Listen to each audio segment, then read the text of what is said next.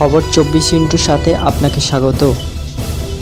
নতুন নতুন খবর জানার জন্য আমাদের চ্যানেলে চোখ রাখুন।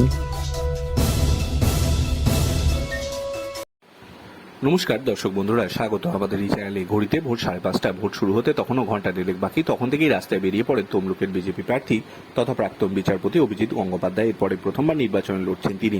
আর এদিন সকাল থেকেই তাকে দেখা গেল একেবারে অ্যাকশন মোডে। সাত সকালে ছুটলেন হলদিয়া, অভিযোগ তুললেন পুলিশের সন্ত্রাসের।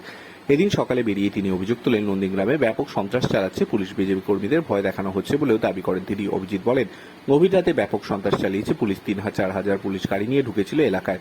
অবজারভারে করে জানানোর জন্য অনেক পরে পরিস্থিতি নিয়ন্ত্রণে এসেছে। পুলিশ সন্ত্রাসের জেরে বিজেপির কর্মী এবং সমর্থকরা বাড়ি থেকে পালিয়ে মাঠে ঘাটে লুকিয়েছিলেন। যেখানে জানানো সেখানে অভিযোগ জানিয়েছি আমি। এরপর তিনি সোজা চলে যান হলদিয়া 208 নম্বর বুথে গিয়ে তিনি বলেন যে এজেন্ট বসতে দিচ্ছে না, তাই আমাকে আসতে হয়েছে। বিজেপির মহিলা এজেন্টকে বসতে দেওয়া হয়নি বলে অভিযোগ। তিনি গিয়ে প্রেসাইডিং অফিসারের সঙ্গে কথা বলেন, এরপর বসতে দেওয়া হয় তাকে। কি করেছিলেন কেন্দ্রীয় বাহিনী, এই প্রশ্ন শুনে অভিজিৎ গঙ্গোপাধ্যায় বলেন, কেন্দ্রীয় বাহিনী বাঁশি বাজাচ্ছিল, শ্যামের বাঁশি। এদিন সকাল থেকে কার্যত অ্যাকশন মোডে দেখা যায় অভিজিৎ গঙ্গোপাধ্যায়। সকালে তিনি আশঙ্কা প্রকাশ করেন ষষ্ঠ দফা ভোটে শান্তিপূর্ণ নাও হতে পারে হলদিয়ার একটি বুথে। তার উদ্দেশ্যে গো ব্যাক স্লোগানও দেওয়া হয়। Bureau report.